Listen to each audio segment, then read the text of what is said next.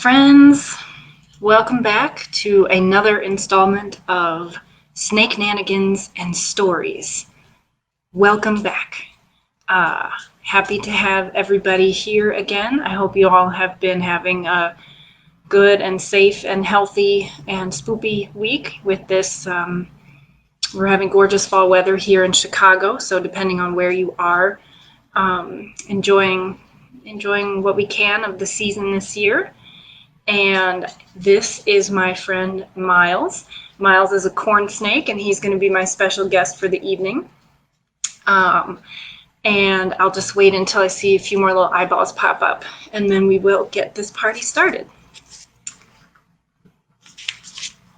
And organize all my notes, because I took 1,000 notes again for everybody, so get ready to enjoy.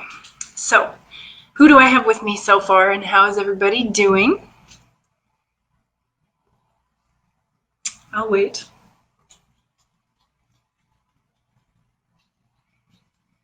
Welcome to another installment of Snakenanigans and Stories. Tonight we're going to be meeting with my special friend Miles here. Miles is a corn snake, and I do believe that he and I are matching nicely tonight since I wore my candy corn sweater. I just want you all to appreciate and respect the game. Okay, respect the game.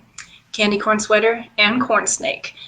Sometimes people say that corn snakes are so named because they have this beautiful pattern on their bellies that looks like corn, like variegated corn, like that cool stuff that you see seasonally right around spooky time right now.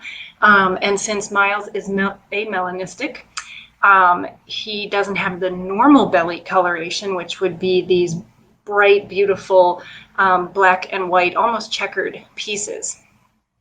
Other people say that corn snakes are called corn snakes because they like to live at farms and near, cornfields and things like that, where they can eat yummy, delicious rats and mice, which are their favorite snacks. But before we get super duper into the history and mystery of our friend Miles here, let me do my intro. So once again, welcome. Snakenanigans and Stories awaits you. And hopefully I can get my hand back here so that I can show you what we'll be reading tonight. So of course, oh boy, so whoops, sorry buddy. We'll be having SpookyTalk Q&A again, if I don't drop the cards all over the floor. SpookyTalk Q&A, fun for the whole family. I'll be reading a story from Short and Shivery. We're going to get kind of weird tonight, maybe a little gruesome. It'll be fun, though. I think you'll appreciate it. We'll do a super scary story from Short and Shivery by Robert D. Sansucci, another one of my childhood favorites. Then we will cover one that we haven't yet from More Scary Stories to Tell in the Dark. That is going to be Wonderful Sausage. And from there, we're going to pivot to the real-life story behind Wonderful Sausage and that urban legend which came to life here in the city of Chicago, of course, where else? And we'll read about that in Adam Seltzer's book, The Ghosts of Chicago, and read about the Lutgert Sausage Factory. So, we'll get into some interesting territory. Hi, James. Oh, my goodness. Hello, Lance. People I haven't talked to in a long time. Greetings. Welcome to Snakenanigans and Stories. So I do also always want to share my current reading with everybody. So I'm getting back somewhat into the fall spirit, but also just into the spirit of magic. And I am reading Aragon. So I have been reading this book for kind of a long time, and then I was departing from that to read other things, and now I'm back to it. So I love dragons, and I never read this when I was a kid or a teenager or whenever it first came out, so I'm doing it now. And then I also got this really cool Dragon Wisdom Oracle deck and book. This is for fun. It's for wisdom and inspiration and meditation, and I'm looking forward to cracking this open and looking at all the cards and reading the little book inside and doing my little Dragon Wisdom readings. So I can highly recommend. This was just released, even though I think it originally was printed in German in like 2014. So, all right. So let's get to Spooky Talk. And now that we're all here, hello again. Hi. Oh my goodness. Hello, Star. Welcome, everybody. I'm flying solo tonight. There is no JP, so I have to try and figure out how to handle Miles while doing all these other things too. And Oscar is pitter-pattering around in the back there, so at any moment he could start barking. Anything is possible. All right, so from our little spooky talk deck, I'm going to, here he is right now. Hi, Oscar. And we're going to feel the magic of the cards. These are my fun little dated family, like fun road trip cards that I like to pick from that have a little spoopy theme. So what I want you to do is feel free to answer in the comments with, you know, if you feel comfortable. Not all of the answers have to do with like, do you believe in ghosts and what are your ghostly experiences? And you don't have to be mega vulnerable. This is actually a very fitting card and a very fitting question. People turning into vampires may not be real, but the vampire bat is. Vampire bats feed at night, sucking the blood of their large mammal prey. Their sharp fangs can penetrate through the tough skin of cattle without even waking the victim. What other animals do you find creepy? So that's our spooky talk theme for the night. Could not be more perfect. What other animals do you find creepy? All right, we're going to come back to that. We'll wait a little while, you know, after you've had a few sips of wine or after you've had your snack, or if you're at home doing your workouts, which I know a few people are, you know, if you have done some push-ups or a Kegel or whatever it is that you do. And, you know, for the rest of you, if the edibles start kicking in, think about what other animals you find creepy. So toast to that, and I have my cute little glass here. I love booze. All right, and do feel free, please, to participate and answer in the comments since I don't have Jonathan here to pick on. Think about what other animals you find creepy, and it's okay to answer if the answer is snakes. All righty, so let's see. Let's start talking about our friend Miles. And, you know, once again, I just want to welcome everybody. This is, if you haven't figured it out yet, Snakenanigans and Stories. This snake crawling up here on my shoulder is Miles. He's a corn snake, and tonight we're going to learn about corn snakes. But I think first Oscar wants to get onto the bed. So we're going to double fist here. There we go. All right, double fisting animals here at the, you know, Pollock Imaginarium or whatever we have here. So enjoy. All right, so corn snakes are probably the golden retriever of pet snakes. They are very common pets, and they're also pretty common out in the wild here in the United States, in the southeast and central U.S. I have heard that it used to not be very common to see them here in Illinois, but that now they are moving a little bit further west. And so if you are snooping around down in southern Illinois, especially if you have the privilege to visit Snake Road at some point in your journey, if you like to do herping or things like that, that you can now find some corn snakes in southern Illinois. So corn snakes are a species of rat snake. That's exciting, and they're sometimes referred to as red rat snakes. Like I said, they do live primarily in the southeast U.S. I used to see these a lot in Maryland when I was a kid growing up, and I would snoop around and pick up, you know, logs and look under rocks and pick up giant clumps of mud and see what sort of creepy things were in there. They are constrictors. So all of the snakes that we have here at home are constrictors. And we didn't go over this before with some of our other snekums, but some snakes constrict, some snakes have venom. Some snakes that have venom also constrict. But sometimes snakes who have venom, and that's not being poisonous, that's if you eat it, it will harm you. Venom is when they inject a poison into prey that essentially starts to digest their insides while they're still alive and kill them, because the snake does not have its own digestive enzymes in its system to do all that work for itself, so it needs that venom to help before it swallows its prey. So think about that and try to sleep at night. Constrictors, which is what most snakes are and what many snakes do, they they essentially squeeze the life out of their prey, but it's really an efficient system of killing your prey. So it looks gruesome if you see it, but it's very fast. So they snatch the prey, they coil around it. You've probably seen a video of this at some point in your lifetime, whether you wanted to or not. And essentially, what they can do is they can kind of sense the heartbeat and the exhalation of their prey. And each time the prey exhales, they squeeze a little tighter. So very quickly, the prey will lose consciousness, and then it will be followed very quickly after that by the heart stopping. So it's usually quite an efficient way of killing prey. And the reason why I harp on that is because I also really love rats and mice, and we feed all of our bebes frozen thawed rats and mice and little baby quail for our big guys. But I feel like that's important for people to know, especially if they are thinking about getting a pet snake, but just to know what efficient, killers they are and what wonderful hunters they have evolved to be. So now that it's getting dark out, I have to bring my notes real close to my face. I also wanted to address how they eat.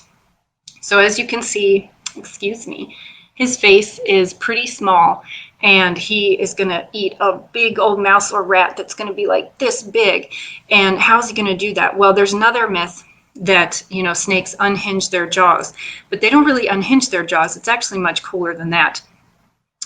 They have an extra bone, as well as really, really, really stretchy skin in their mouths and their necks, and they also have jaws that are not unhingeable, but that are already kind of separate from each other, so that they can essentially do the equivalent of, us swallowing a watermelon whole. Snakes don't usually try to eat prey that's, too big for with their eyes too big for their stomach, or whatever the phrase is. Occasionally that does happen, but most of the time they get it down. And our pets always eat the same size prey. We monitor that very carefully so that nobody ever gets a tummy ache or regurgitates, which is its own special kind of horror. So I'm going to show you an extreme close-up of Miles's face. Maybe, if he wants to cooperate. There's the camera. Hi! You can't really see because his eyes are red, but he does have round pupils. There you go. Look at that handsome boy. Look at him. It's like a model, like a little snake GQ. So he has round pupils, and you may have noticed that the snakes that we already met in our other Snakenanigans had slitted pupils. So although occasionally when their pupils are super dilated, they'll also be round. Some snakes have round pupils, some have slitted pupils. It does not tell you whether or not they are venomous, so don't go out into the yard or to the woods and look closely at their eyes to try and determine if that means that they are venomous or not. And if you have any questions as we go, do truly ask. Please ask in the comments, and also tell me what animals creep you out. That's our spooky talk topic for the night. So, indeed, moving on to the corn snake. They like to live in grain stores, which is where they, are able to catch their prey. Their preferred prey is mice and rats, but really snakes will eat whatever they can get their mouths on. They'll also eat, so these guys will also eat birds and some other types of, amphibians if they're really hungry. Snakes are opportunistic feeders, so we feed our snakes every 7 to 10 to 14 days, depending on which snake it is. They don't need to eat frequently because they're cold-blooded, but, they do need substantial prey. Sometimes they can go up to 6 months without eating, so Sunshine, who we're going to meet next week, our ball python, stops eating in winter completely from about November to February. And it's a little alarming at first, but it really does no harm. He loses a little bit of weight sometimes in the winter, but he also does this thing where he doesn't poop at all. And he kind of retains all of that, and then he does this gigantic poop like in January, and it's crazy. So, but we'll talk about Sunshine next week when it's Sunshine's turn. These guys can be found. They like to be on the ground, but you will occasionally see them in trees. They like burrows, they like logs and rocks, and in the wintertime, since they do live in areas where where it gets cold and we have winters, they will do something called brumate, which is like the snake or reptile equivalent of hibernation. But they'll overwinter, in like rocky crevices and hidden within like very well secluded logs, and they'll just kind of be dormant. So he prefers, Miles specifically prefers no type of heat at all at any time of the year. He doesn't like a heat pad. He doesn't like a heat lamp. He actually prefers cooler temperatures year round. And so that's another fun fact about him. They can get to be about 2 to 6 feet long. I'm flashing everybody my armpits again. Sorry. Womp womp. He's probably about 5 feet long, even though he's a wily, stringy thing. But so 2 to 6 feet as adults, and in the wild they only live maybe 6 to 8 years, and that has to do with like predation and parasites and all sorts of exciting things. But in captivity they can live much longer than that, so they can live between 20 and 30 years. And we've had Miles for almost 3 years. We've had Miles since January 2018, I think. And it was estimated when we adopted him that he was already, upwards of 5 years old. So he could be almost 10 now at this point, somewhere in that ballpark. Boop-de-boop. Okay. We got through page 1 of our notes. Are there any questions so far? Hello to everyone. Hello to Susie and Shane and Sarah and Diego. It's nice to see all of you. I have a question for you. Spooky talk.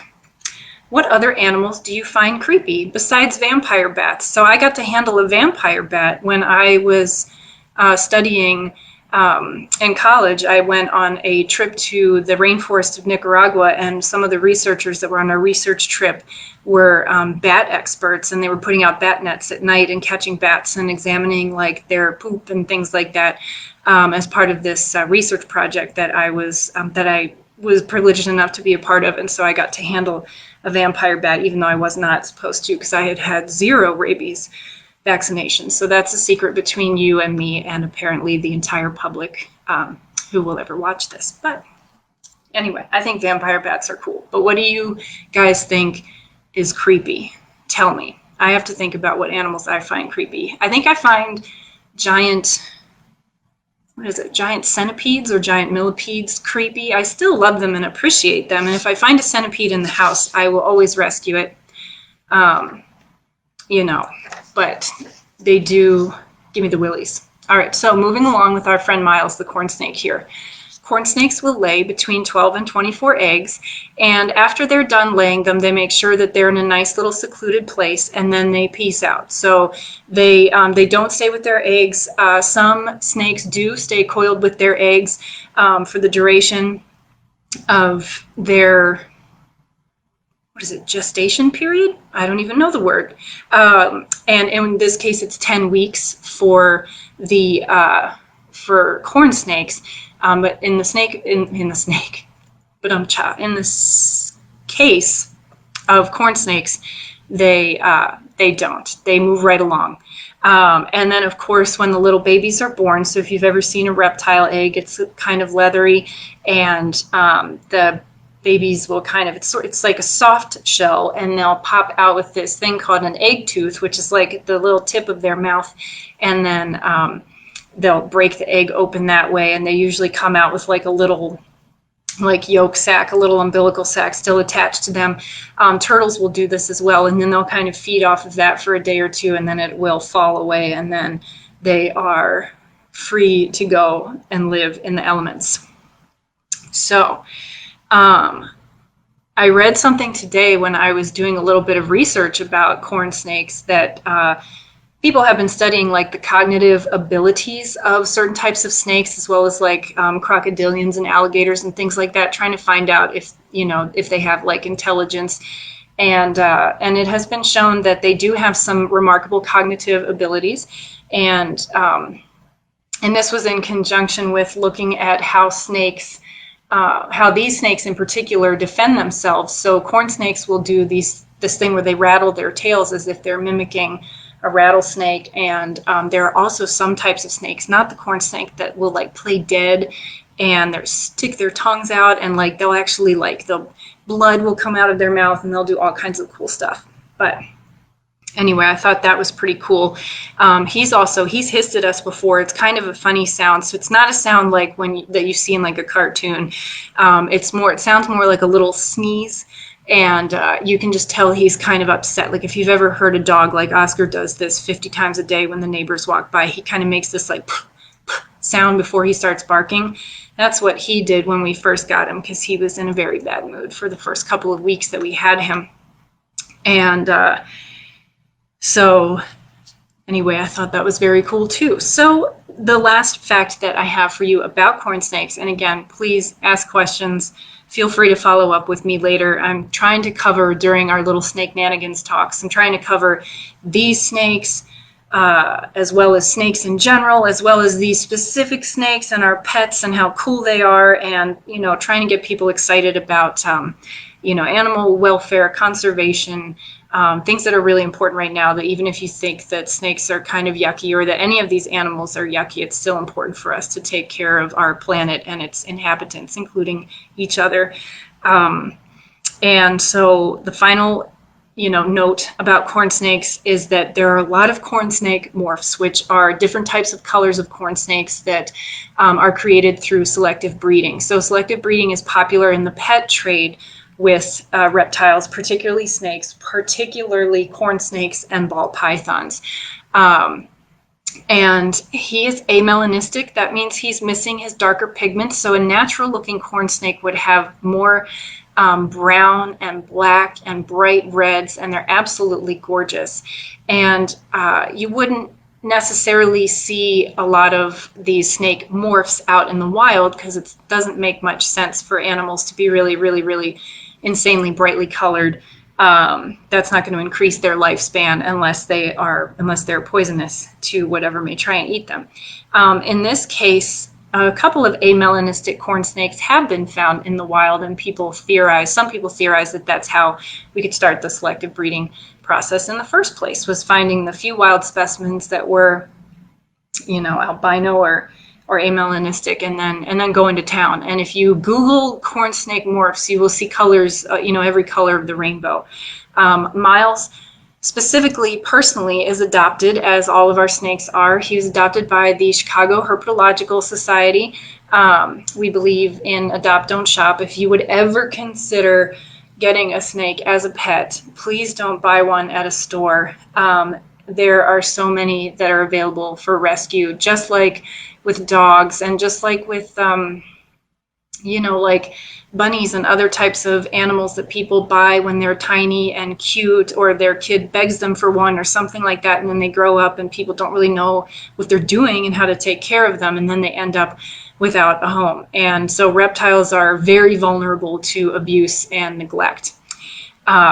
And so anyway, he was in good health when we got him. So we adopted him and brought him home in a little pillowcase in our jackets in January of 2018. He was sick, even though he was pretty robust. He was pretty calm. It felt like somebody who had had him previously had probably taken good care of him. Maybe he seems to me like he would have been like a classroom pet type of snake. But he had like a terrible respiratory infection, and he was sneezing and wheezing.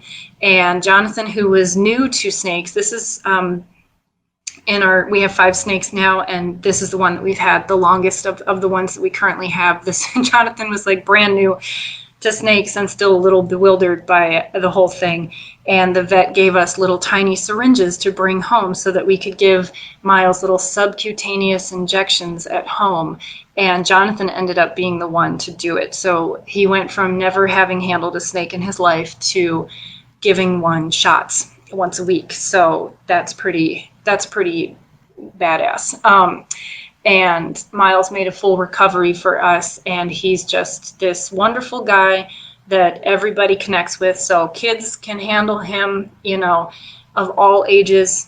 And when we take him to different events and speaking gigs and, like educational programs and stuff like that, everybody has like a special place in their heart for Miles, because he's He's just the coolest and the chillest. He's just a very good boy.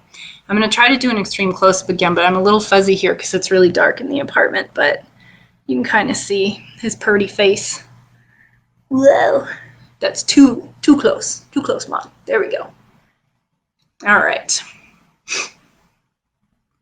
Okay, so let me take a moment to address any questions. Thank you all for answering. So far we have some answers about other animals that we find creepy. They include alligators and crocodiles, roaches and rats, spiders. Ooh, Johnny got a B in his class. Awesome, go Johnny. And Diego is asking if I'm more into constrictors rather than venomous. I love all snakes. And I think they're the coolest animals. But of course, as far as having one at home, we have, the easy peasy, no permits, nothing crazy required.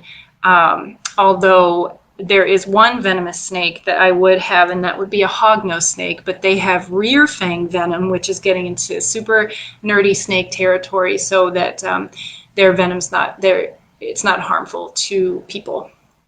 And that is the last nerdy thing that I'll say about snakes for now. Oh, no, I lied. That's not. I just wanted to mention that Miles eats adult mice, so large adult mice, and he could probably start on rats if he wanted to, but we have this big old bag of frozen mice that we still have to get through, so we'll see if he can get on rats after that. And he lives in a 20-gallon, which is an okay size for him. He could go up to 40, but he has some neat spaces and some natural-looking plants and hides inside of his 20-gallon, and he seems to be pretty happy in there. He's been thriving in that the whole time, and he does not have any special lighting or heat.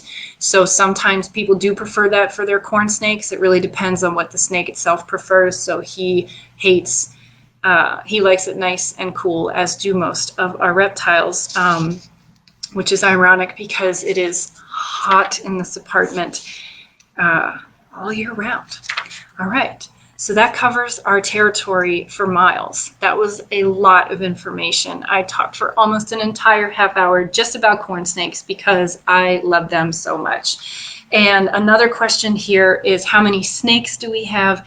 We have 5 snakes. So week 1, we covered Dewey, who is a Colombian red-tailed and Suriname boa mix. And last week, we had Moonlight, who's our spotted python. This week we have Miles, who's our corn snake. Next up on deck is going to be Sunshine, our beautiful ball python. And we're going to end week 5 with Pepper, who is our Hog Island boa. And he was our crowd favorite from last time when we did Spooky Story Tuesdays. Everybody just went wild for him because he's gorgeous. So, not that you're not, you're gorgeous too.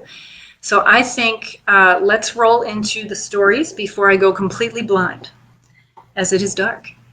All right. Let's also see if I can pull off doing this with the snake and without my partner to help me corral him. So, we'll get through it. It'll be fun. It'll be fun and funny. All right. Let me see if I turn on the light, if that ruins our whole ambiance. Oh, thank goddess it doesn't. I think we're good. Look at Oscar. He's ready to hear some stories. Okay, are you guys ready? Ready, spaghetti? All right. So from Short and Shivery, we're going to read a story, a folk tale from Costa Rica called The Segua. One evening, a young man from San Jose, the capital of Costa Rica, rode into a small town north of the city. He was on his way to visit the ranch of a friend situated in a lonely area, but he wasn't sure which road to take out of the town. He decided to stop in the local cantina to quench his thirst and ask directions. Ooh. When the proprietor brought him a mug of beer, he told the traveler he still had a fair distance to cover. I hope that I didn't lose the video because Miles touched the... Okay, no, we're good. I'm so sorry. When the proprietor brought him a mug of beer, he told the traveler he still had a fair distance to cover. But the proprietor warned, "No one travels these roads after dark. Stay here. I have a room I will let you for a few pesos. Then you can finish your journey in the morning." The young man shook his head. "I have to reach my friend's ranch tonight." The older man shook his head. "Only a few would risk meeting the Segua." "The Segua!" the traveler exclaimed. "What kind of creature is that?" The cantina owner smiled, as if he was unable to believe such ignorance existed. "Senor," he said, "don't folks in San Jose know what the Segua is? She's a demon, and heaven keep you from meeting her on the road."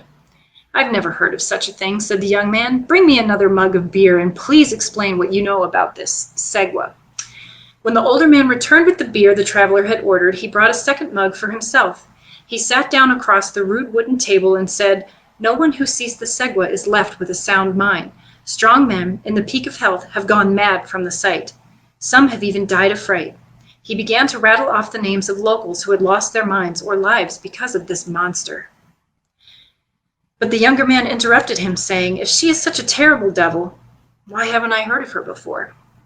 "She prefers certain parts of our country. We have the misfortune to be one such place," explained the proprietor patiently. "For that reason, no one here rides alone after dark. If someone must travel after nightfall, he always goes with a companion." "Why, doesn't she like crowds?" laughed the young man, who was beginning to feel the effects of his long ride and the beer. "The Segua only appears to someone who travels alone," said the older man gravely, finishing his own beer and starting to rise.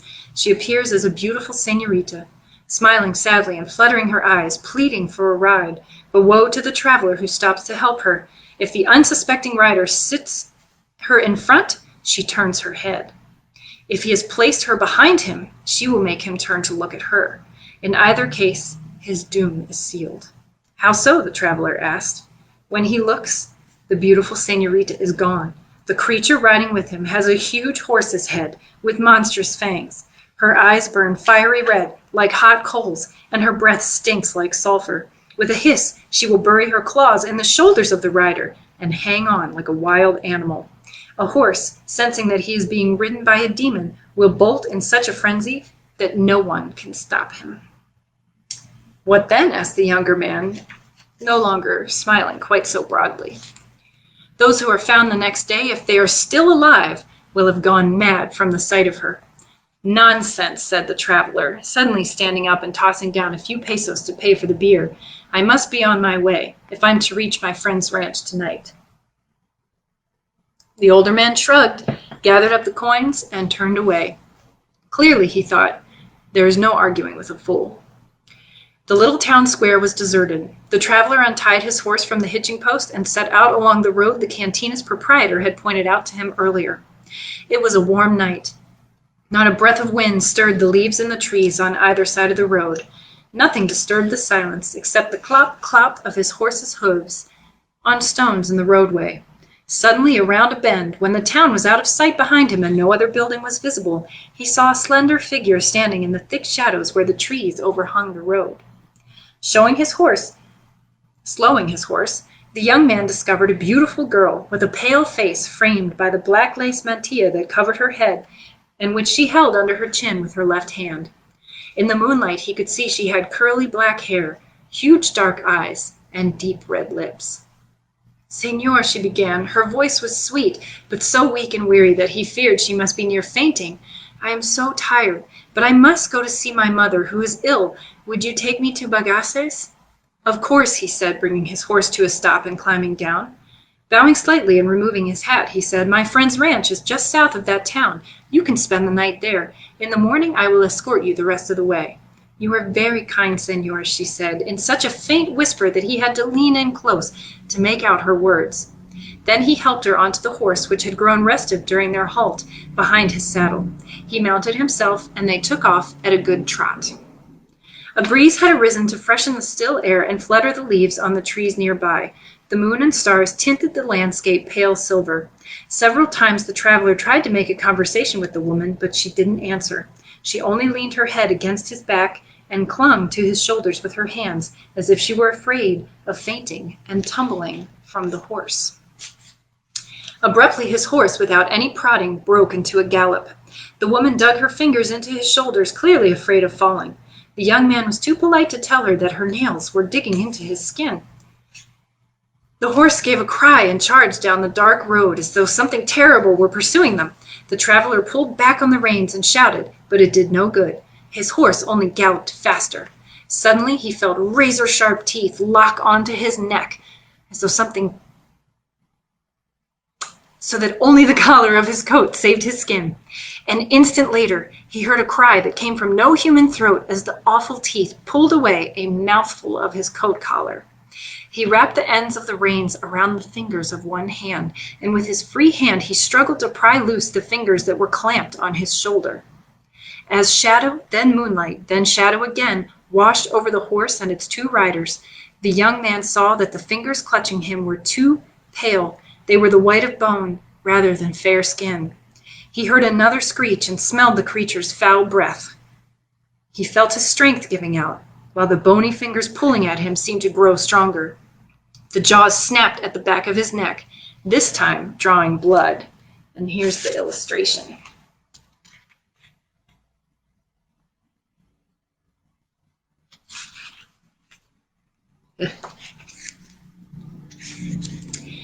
Then ahead, he could see his friend's ranch. He thought he could hear dogs barking to signal his arrival. Lights were burning in the hacienda. There were figures running up and down the road toward him, carrying torches. There was a final ear-splitting scream from the demon behind him. He felt his whole body jerked backward.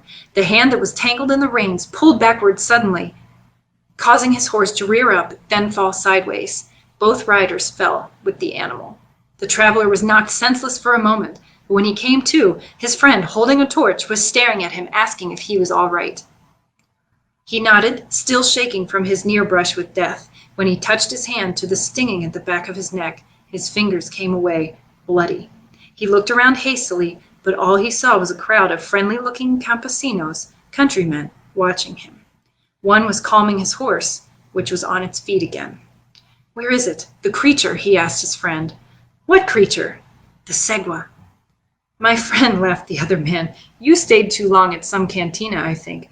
The segue is a story to frighten children, nothing more. Still, next time you ride at night, be sure you travel with a companion. These lonely roads can be dangerous in the dark."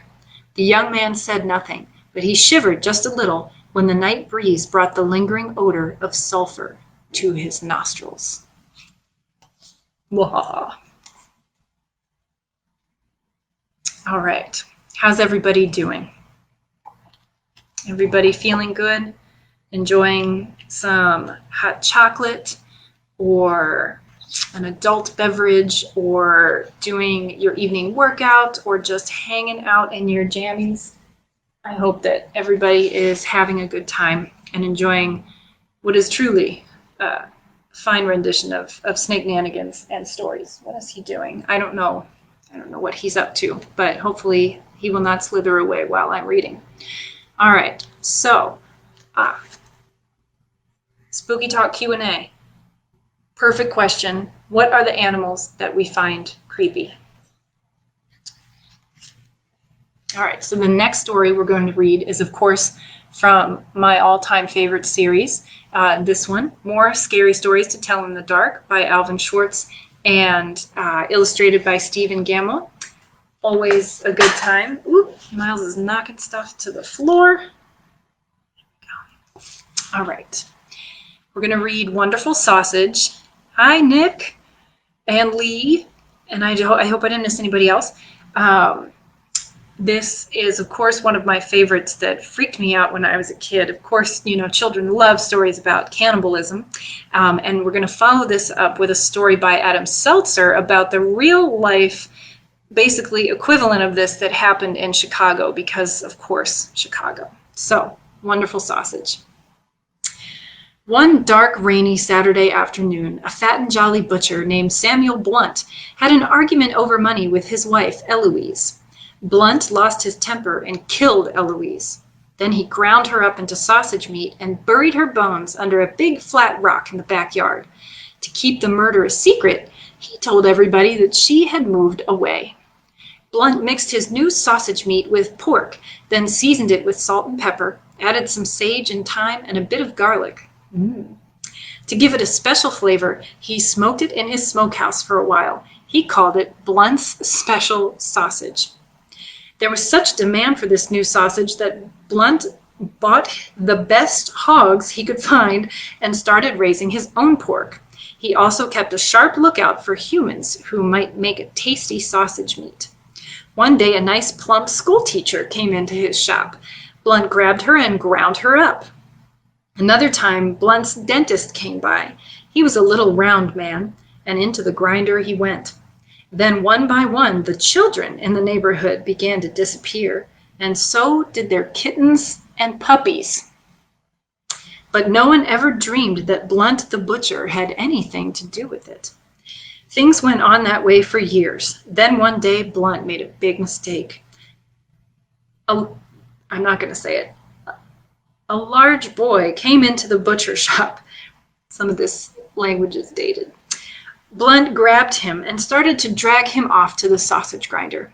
But the boy broke loose and ran out of the shop, and Blunt chased after him waving a big butcher knife. When people saw this, they realized at once what had become of all the missing children and grown-ups and kittens and puppies. An angry crowd gathered at the butcher shop. No one knows for sure just what happened to Blunt that day. Some say he was fed to his hogs. Others say he was fed to his sausage grinder, but he was never seen again, and neither was his wonderful sausage meat.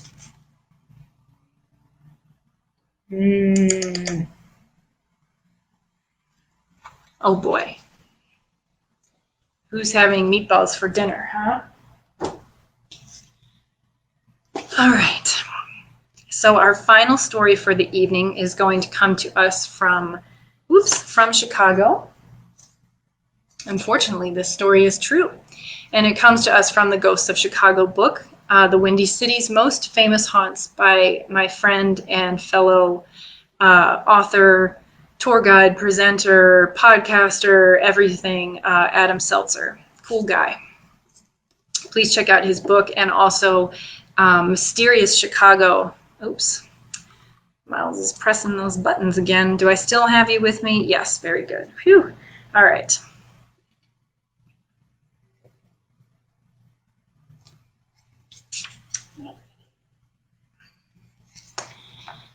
All right, so this is a fun one, and by fun I mean just absolutely horrifying. So, the ghost of Louisa at the Lutgert Sausage Factory, which used to be at 1735 West Diversey Avenue. It's kind of close to where Fullerton and Damon are now, where they had there was the help me out, was that the Vienna Sausage Factory here in modern times? And there's that intersection there where there used to be an old glass bending factory that H.H. Holmes also owned. So we used to stop there on the Chicago Hauntings Ghost Tour many moons ago when I was a tour guide. Not anymore, for those of you who saw a post this Monday from 2013 that somebody found in their memories and commented on, and then people blew up my Facebook with their comments from something that's 7 years old. Y'all need to know me better. Anyway, now I am trapped. I'm trapped by my snake. Here we go. Whoop. Oh my gosh. Maybe I can do this. I'm sure this is how you imagine that you would spend your Thursday night. All right. Okay, so Adam does all the explaining for me. So this is a private condo building now, but it was here that old man Lutgert killed his wife Louisa and boiled her body down in a sausage curing vat. Stories of the site being haunted started to circulate immediately after Louisa vanished and even figured into the subsequent trial. Located at 1735 West Diversey, it's only a brisk walk from the H.H. Holmes Sobieski Street site, which is what I had just mentioned. And now there's brand new condos over there too. So who knows if those people moved into a brand new haunted home. All right. It's tough for me to tell people the story of the Lutgert Sausage Factory murder. As soon as you've said murder and sausage, any story that doesn't end with someone getting eaten is bound to be anticlimactic. But Louisa Lutgert didn't get ground into sausage by Adolf Lutgert, her brute of a husband who fancied himself the sausage king of Chicago. Rather, he just had her body boiled down in a caustic soda that he brewed up in a sausage-curing vat. Still, when stories went around in 1897 that a sausage maker's wife was missing and was suspected to have been murdered, you can imagine what it did for sausage sales in the city. Adolf was known as a man of a violent temper. Some say that a tavern he owned at Webster and Clybourne Avenues is haunted by the woman and children he killed there. The actual building he owned is long gone, and there's no evidence that he killed his first wife or kids. Records show them dying of natural causes. But he does seem to have killed a guy outside of the place by shoving a giant wad of chewing tobacco down his throat. Old man Lutgert had a temper for sure. His second wife, Louisa, was known to feel the wrath of his temper as well. Neighbors could hear them fighting from all over the neighborhood, and when she disappeared, they immediately suspected the worst. Eventually, the police found a ring with Louisa's initials on it and some bone fragments in the curing vats. More bits of bone and hair were found in the goopy runoff of junk from the factory that filled the nearby potholes. Only a year before, these bits wouldn't have been enough to convict Adolf. Bone fragments hadn't been enough to bring H. Holmes to trial in Chicago. But this was a case that would change history. Dr. George Dorsey, an anthropologist from the Field Museum, was able to establish that the bone fragments were the bones of a single human, and they were admitted as evidence. Lutgert died in prison. Rumors said he was seeing Louisa's ghost in his cell, although he was insisting that she was still alive. But he may have also claimed to see her in the factory itself. Stories that the factory was haunted began with old man Lutgert himself, when he was under investigation for the murder of his wife in 1897. One day he stomped into the police station and loudly accused them of hiring ghosts. Apparently, he had seen the ghost of Louisa and believed that the police had hired someone to dress up like her to scare him into confessing. The police found this amusing, but one neighbor, Agatha Tosh, had to swear during the trial that she hadn't dressed up as a ghost to scare Mr. Lutgert. In 1901, some years after the crime, a Des Moines newspaper reported that several neighbors had seen Louisa's ghost, including John Seifert, the factory watchman, who lived in the house adjacent to the factory, Gustav House, who lived in the Lutgert's adjacent house, and August Beck, who ran a saloon across the street. Seifert had even reported the ghost to the police, and detectives John Quinn and William Blau were sent to investigate. Quinn saw a light in the window and entered the place with a revolver at the ready. Ghost hunts in those days usually did involve firearms. The light darted before Quinn, his partner, and Seifert like a bolt of lightning passing from the first floor down the stairs into the basement. Following it down, they found the light hovering on the exact spot where the infamous curing vat had stood, and now taking on the distinct form of a woman. Quinn chased it around the room a bit and ended up crashing his face right through a window pane as it disappeared. The presence of so many full names in the article lends it some credence, but the whole thing sounds like a scene from The Ghost and Mr. Chicken. Detective Blau seems to have liked to tell ghost stories. He appears later in this book as the source of an early ghost sighting in Lincoln Park. Often said to have burned down in the early 20th century, the Lutgert Sausage Factory building is actually still there, part of a condo complex on Diversey, and ghost activity in the factory continued to be reported through the century. When a family purchased the building sometime later, they felt, according to surviving descendants, that they got a good deal because no one else wanted a haunted building. In the 1940s, one of them would regularly hear footsteps going up and down the stairs to the basement where Louisa Lutgert's body was boiled down in a curing vat. He may have just been joking when he blamed the footsteps on her ghost. The building is private now, and the owners certainly don't want any ghost hunters lurking around, but be on the lookout for white lights floating around outside there on Diversey. And then there's a picture of our friend Louisa, dear Louisa Lutgert, still haunting the basement where her murdered body was boiled down. A moment of silence for Louisa Lutgert. Heavens. All right, friends, that covers our story time for the evening, and now Miles is officially wrapped around not only my throat, but this chair. So I'm just going to let him do his thing. I'm going to ask one more time, now that we're all really vibing, huh? Our spooky talk question. People turning into vampires may not be real, but the vampire bat is. Vampire bats feed at night, sucking the blood of their large mammal prey. Their sharp fangs can penetrate through the tough skin of cattle without even waking the victim. What other animals do you find creepy? And my vote was just an animal I've been thinking of recently, which was the giant, well, I'm not thinking of, I saw it on the show Tiny Creatures, which treat yourself to if you haven't seen that yet. But I think there was a giant millipede, and they give me the willies. But, sorry, just trying to get him to cooperate. I see that we also have sheep's head fish. Now that is also a good vote. That is an excellent vote right there. I would not have thought of some of the deep sea fish. Of course, like great white sharks also give me nightmares, and I still have, issues being in swimming pools sometimes after seeing Jaws when I was a little kiddo.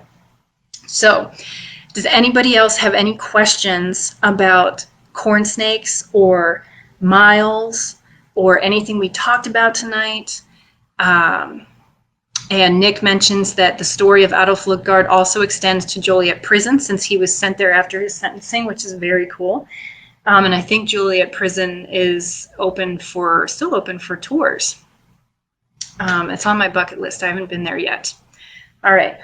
I got him. All right. So in conclusion, this is Miles. Miles is a corn snake. He is amelanistic, meaning that he lacks the darker pigments that a natural corn snake would. He is our sweet boy. We've had him for about 3 years.